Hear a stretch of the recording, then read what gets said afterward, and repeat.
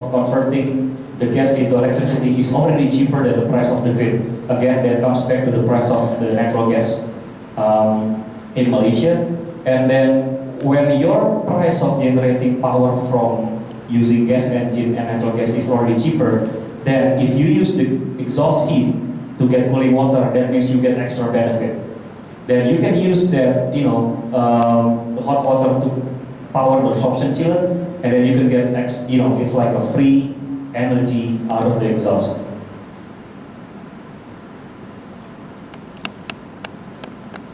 I'm going to say a slide about CCHP advantages over diesel backups, because like I said, it's a natural gas fuel, it's low emission, while diesel is a very, a carbon, emitting a lot of carbon. It's well maintained. There's technically no maintenance on the chiller side, but then from the gas engine side, we are doing a maintenance over certain operating hours. So there's a manual handbook that, for example, for certain operating hours, you change the spark plug, certain operating hours, you check the valve, and so on and so forth. And we come with a full service. We have 2 distributors of our gas engines in Malaysia. One is Dana Engineering, and the other one is Naviga. It also can be put in the ground level, doesn't have to be in the basement because the vibration is less compared to diesel engine. And of course, it's a good financial return. Reducing carbon emissions, you can save 40 to 50% of CO2 using CCHP. It's a well-proven fact. And like I told you, a lot of buildings in Indonesia, we have around 180 applications, mostly in shopping malls and apartments. And most of them, they receive a green certification because using CCHP technology. This is a first case of data center. This is a Mexico Alestra IDC. They are using CCHP as the primary power supply, and they are using a lot of 4 of our gas engines.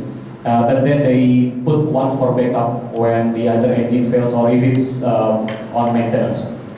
Then the absorption chiller, they put around 1,300 kilowatt, roughly equal that. Also 4 plus 1, so it's a 5 units. And they still use electrical chiller in case of if the absorption chiller is not working, then they can bypass the electricity from the gas engine, goes directly to the electrical chiller. This is example of China CNTC IDC, also a data center.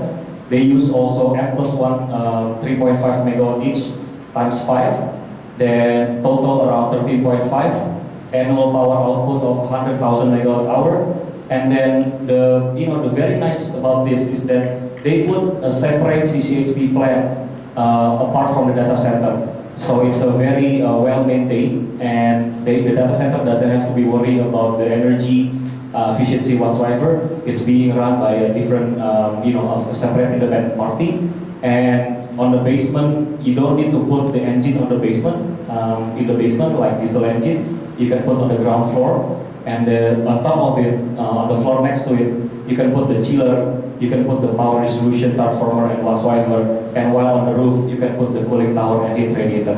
So it's always a case-by-case project where we want to come to terms with what do you need the most. If a land is an issue to you, then we can come up to you with a good footprint where the engine, chiller, and everything is more compact and safe, of course, safe area. This is just an example of the CCHP in a knitting company in Indonesia. They already use since 2007 with more than 70% efficiency. And the interesting is that because the gas is always there, then it's 99% running all the time. As an engineer, I cannot say 100% because 100%, it's a perfect stuff. So I say 99% running all the time. This is also another case. We also put a CCHP in the Central Park shopping mall in Jakarta. They use a 5-hour engine. So instead of using grid from PLN is the local tenaga in Indonesia, they use gas from PGN. PGN is Perusahaan Gas Negara, the local version of Gas Malaysia in Indonesia. And the gas is always there, total efficiency up to 80%. And the reliability is, of course, again, 99% can be run almost the whole time. So why there is no example of data center in Indonesia? Because I think data center in Indonesia is not that, as growing as here in Kuala Lumpur. So I heard from Mr. Chairman that Malaysia is going to be the hub for the data center, in the region. So yes, I hope that this CCSP technology can help you gentlemen and ladies in this. This is a case study that I did. Actually, we already presented this during the last session. I'm just going to say itself. So I put a rate using the rate that I found.